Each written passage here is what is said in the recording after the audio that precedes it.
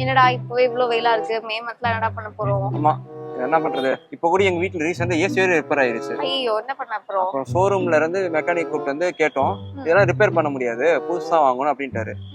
சரின்ட்டு அதே ஷோரூம்ல போயிட்டு எக்ஸ்சேஞ்ச் ஆஃபர் கேட்டோம். எவ்வளவுக்கு எடுத்தாங்க? இங்க வந்து 1000 ரூபாய்க்கு தான் எடுத்தாங்க பழச. ரொம்ப கம்மியா இருக்கு. ஆமா, அதனால என்ன பண்றது, நான் சரி வேணாம் அப்படின்னு சொல்லிட்டு கொஞ்சம் சோம்பேறித்தனம் பண்ணாம போய் அலைஞ்சு பார்த்துட்டு ஒரு பழைய ஏசி கடை வந்துச்சு.